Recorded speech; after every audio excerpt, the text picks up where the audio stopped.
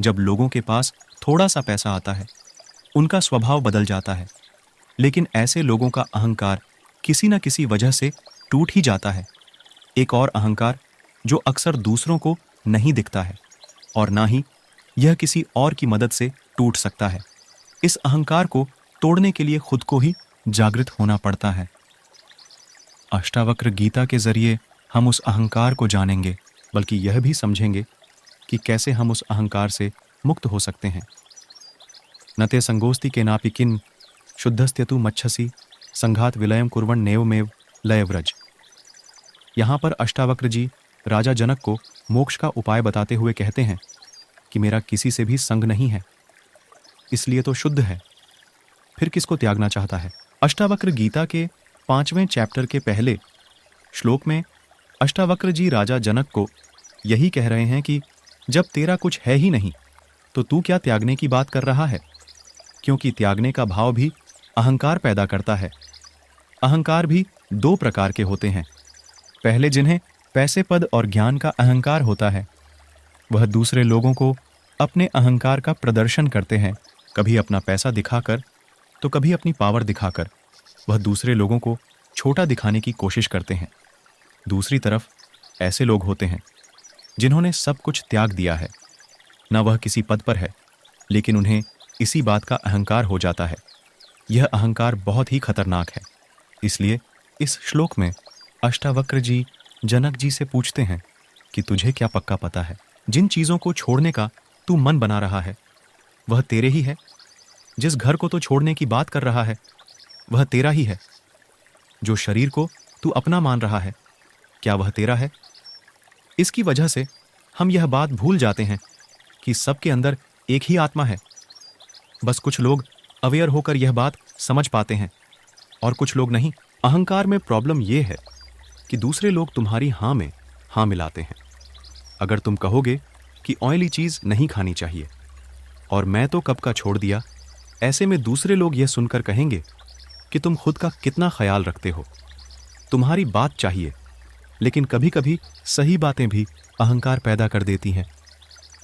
यह अहंकार पहले के ज़माने में आर्षि मुनियों को हुआ करता था और उसकी वजह से उनकी वर्षों की तपस्या का फल नहीं मिलता था। अभी आप अपने मन को कंट्रोल करते हैं कि आपको कुछ भी मीठा नहीं खाना है। इसमें आप सफल भी हो गए हो, लेकिन इसका नेक्स्ट स्टेप यह होगा कि आपको अपने मन को कंट्रोल ही ना करना पड़े। बचपन में तुम कितने ही चॉकलेट खाते रहे होंगे, लेकिन क्या अभी आपको चॉकलेट खाने का मन करता है? तब तो बचपन की बात थी। अब तो समझ आता है कि ज़्यादा चॉकलेट खाने से दांत सड़ते हैं, इसलिए चॉकलेट देखकर भी लालच नहीं आता। बस यही बात आपको समझनी है। जब आप यह समझ जाओगे कि चीज़ों को त्याग करके भी कुछ हासिल नहीं होने वाला है, अहंकार अपने आप ही निकल जाएगा। क्योंकि जैसे ही आप ये सोचते हैं कि आप किसी चीज़ का त्याग कर रहे हैं, आप यह भी मानते हो कि वह चीज़ तुम्हारी है, लेकिन होता उसका उल्टा है। आप उस चीज़ या सिचुएशन के गुलाम बन जाते हो। देखो, आजकल हम लोग घर में पालतू जानवर को रखते हैं और जब हम उसे बाहर लेकर जाते हैं तो उसके गले में पट्टा भी बांध देते हैं। लेकिन सोचो, अगर वह पट्टा किसी तरह से खुल जाए तो हम उसके पीछे भागेंगे या पालतू जानवर हमारे पीछे भागेगा? हमें उसे पकड़ने के लिए उसके पीछे भागना पड़ेगा। ऐसे में मालिक कौन हुआ, हम या फिर वह पालतू जानवर? ठीक ऐसा ही पैसों के साथ भी होता है। हमें लगता है कि हम पैसों के मालिक हैं, लेकिन हम पैसों के गुलाम हो जाते हैं। इसलिए सबसे पहले हमें यह समझना होगा कि हम किसी भी चीज़ के मालिक और ना किसी के गुलाम हैं। लोगों को कहते हुए सुना होगा कि भले ही मेरे पास ज़्यादा पैसे नहीं हैं, लेकिन मैं बहुत फिट हूँ। अक्सर मिडिल क्लास लोग अमीर लोगों के बारे में भी यही कहते हैं कि भले ही उनके पास करोड़ों रुपए हैं, लेकिन वह हमेशा बीमार रहते हैं। उनसे तो अच्छे हम हैं।